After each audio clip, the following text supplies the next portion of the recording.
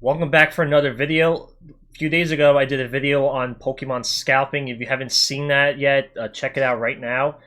Today, I'm with Drex, who runs the channel Drex Reacts. You want to tell about yourself a little bit? What's going on, everybody? I'm here, and here with Mr. Mike Tamaro talking about a very interesting story that has been very recent in the news, and it is very gruesome, and we're going to be talking to you guys about it today.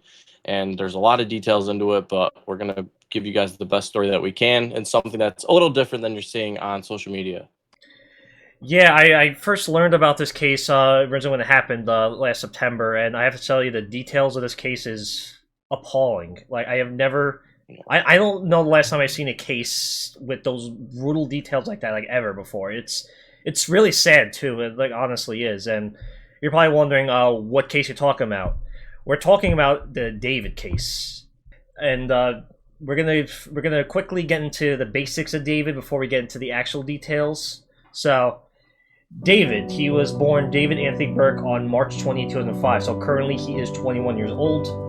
He became famous as a sensitive DIY bedroom pop artist. He famously recorded his biggest hits in his sister's walk-in closet using nothing but an iPhone and wired Apple earbuds.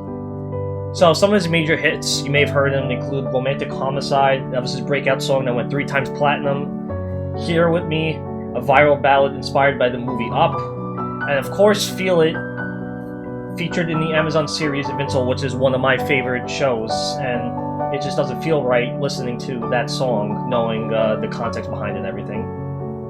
The lyrics are just so good with that song. I love it, but it's just I can't even.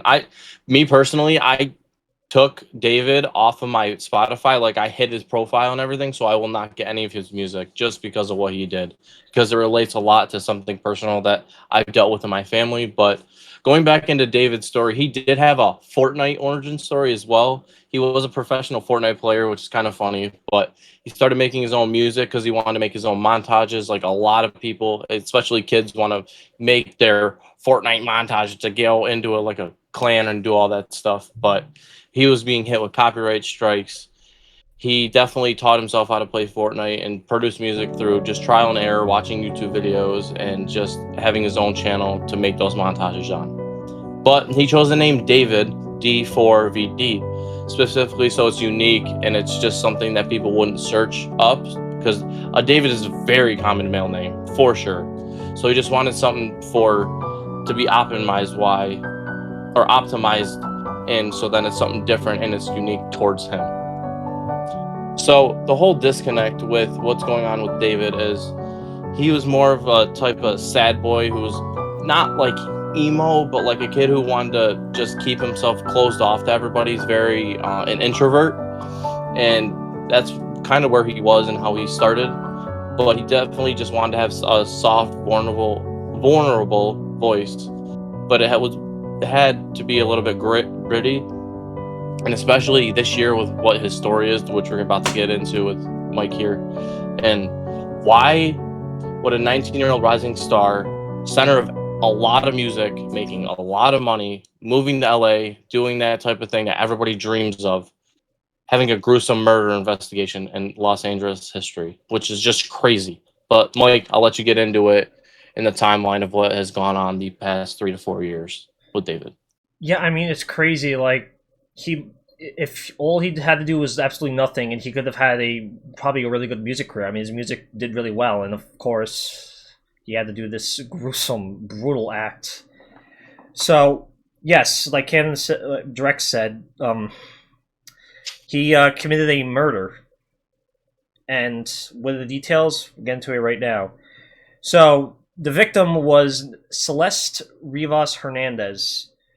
He met Rivas Hernandez, I think I don't know if it's middle and last name, but I'll just say Rivas Hernandez. So Rivas Hernandez, they met on social media. I'm not sure where on social media. It may have been Discord. I think Discord. Yeah, I think it was Discord, because I know he has a Discord server on there. And they met in 2022 when it happened, and he was 17 and she was only 11 years old. She was born in 2010. She was 11 years old when they met. So, in February 2024, she first goes missing at age 13. police find David's number in her records. David tells police he only met her once and didn't know she was a minor. Prosecution revealed Burke allegedly paid a friend of Celeste $1,000 to give her a secret cell phone so he could keep talking after her parents took her phone away. So, we're going to skip all the way now to April 2025, which was the final contact that we know. Text messages from March 2025 show Celeste growing frustrated, saying, "All we do is have sex. I want more than that." Oh, God, I honestly didn't know that till like today. Like, that's so hard to read. From, I think she's, what, 14 at that time? Or something like that? 13? That's just nasty. Nasty. It's literally giving me goosebumps of how nasty this kind of story is. I've had something similar happen. I could get into it, a whole different story. I could make my own video, but I had something similar happen to my sister when I was young, and just this connecting to it is just, it does not sit right with me at all. Just reading that from a minor saying that, I'm not saying, like, I'm not blaming her or anything, but, like, that's just so, like, it gives me chills to read. Like, that's, oh my God. Yeah. Ugh. Anyway, Celeste, she had allegedly threatened to expose the relationship of her and David, which would have ended his career just as it was reaching its peak. On April 23rd, 2025, David sends a rideshare to pick her up from Lake Elsinore? Is that how you pronounce it? Yep. She arrives at his Hollywood Hills home and is never heard from again. Just imagine, a 14-year-old disappears on a random day and no one hears from her again. Imagine that being your daughter. Or sister. Or aunt. Or mother. Or mother. Just anybody you love and care about that at that age just disappears and no one knows where she is. So then we fast forward to May 2025. Just days after she disappears, David allegedly orders 2 chainsaws, a body bag, heavy-duty laundry bags, and a blue inflatable pool. He was prepared for this. It's sickening. This sounds like something that would happen on a Netflix gruesome horror show. Yeah, it sounds something that you only hear from a TV show or a movie. DNA was later found in David's garage, where prosecutors say he dismembered her in the inflatable pool to contain the blood. She's a 14-year-old. Not that murder is okay, but this is a 14-year-old girl we're talking about that's just getting brutally dismembered, like she's fucking nothing. There were also, during this case, Celeste was missing fingers. She was missing 2 of her fingers, and they have still to this day have never been recovered. Prosecutors alleged that they were removed because she had a tattoo of his name on them, and I'm pretty sure he had a similar tattoo or something like that. But every detail that I'm learning about, like, just baffles me, honestly. I agree. So the big story, the one I first heard back in September 2025. So friends and business associates reportedly noticed a strong smell of decay near David's home and his car. So when that was mentioned, David brushed it off. And before leaving for his Woodard tour, he parks his Tesla around the corner from his house. The car is eventually towed as abandoned. In the tow yard, workers find 2 cadaver bags in the front trunk. The front? Yeah, because Teslas they have like a little storage space in the front of their car, because the battery's in the back, mind you. Okay. So that it just has it's a smaller part of a trunk. So if, like, say you have your car, right? It's basically the size of your trunk. It's in the front part of the Tesla. Okay. I honestly didn't know that. I obviously don't use Tesla products, so anyway, the tour continues. So for 7 months, David continues to perform and release music while secret grand jury investigates him. I just can't imagine, like, you're just on tour, and then you're listening to David, like, you're a big fan of him, and then during this time he's being investigated for a potential murder. David gets arrested on April 16th at his house in Hollywood. The charges that he faced is first-degree murder with special circumstances, which he's basically lying and basically killed Celeste. His defense and his lawyers were saying that his innocence, claiming that the evidence was circumstantial and that he sent text after she died, which they claim that he proves that he didn't do it and he didn't know that she was dead. That's the best they can come up with, that he sent the text after she died. It's just that just seems like that's easy to pick up on a lie. Easy. Yeah, how do you, like, who you fooling for that? Like, exactly. This There's is real nobody life, to man. fool. There's nobody to fool. Like, there's no, like, can't use mind tricks to be like, oh, yeah, he has a point. No, that what? That is the dumbest defense I've ever heard in my life. The song that he made called Homicide, and people were analyzing in the past couple months in 2026 about romantic homicide, where he's basically hiding his feelings in the song to show that it was a piece of art, or basically just saying that he wanted to confess hiding what he did to her in plain sight. Because a song like Feel It has so much detail and personality to it that it helps so many people get through their day, what's going on with them in their life. And you hear this about somebody like this, and then especially with Homicide, dude, you're not hiding from anybody at all.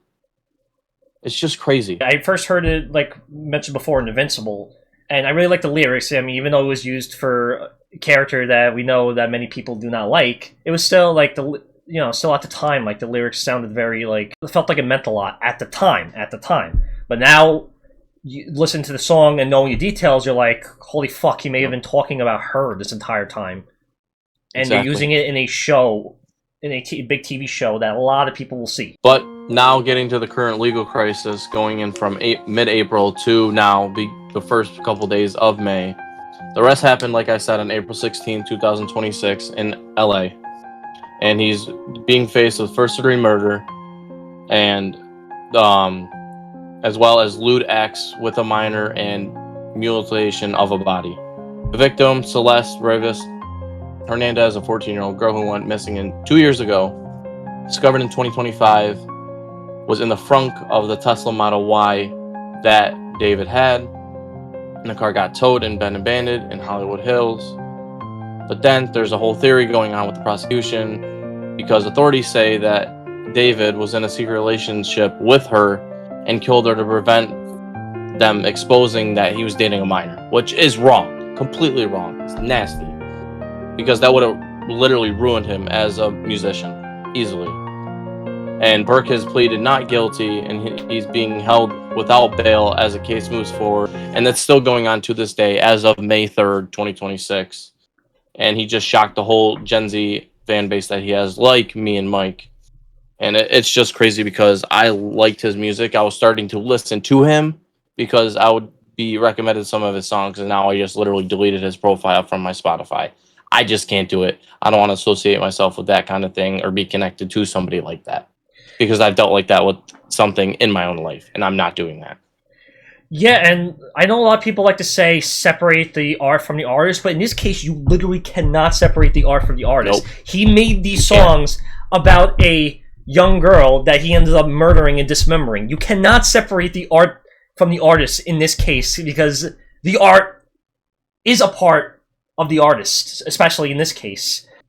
At least you don't have one of his vinyls. I'm so glad you did not buy any Oh, of his vinyls. I used to listen to Feel It and Romantic Homicide like frequently before I knew about this. And once I started learning about that, I was like, I can't listen to that song. I can't listen to him. I can't. No one can listen to him sing, because he's just expressing his feelings about a young girl, and he basically got rid of her because she was threatening to expose him.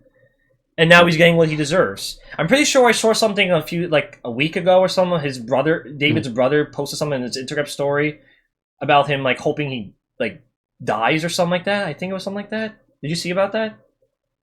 I might have saw one or two things about that, but isn't he in jail with Diddy and all that? All the other big movie stars. Who, David? Yeah, that's what I heard. He's in jail with Diddy and.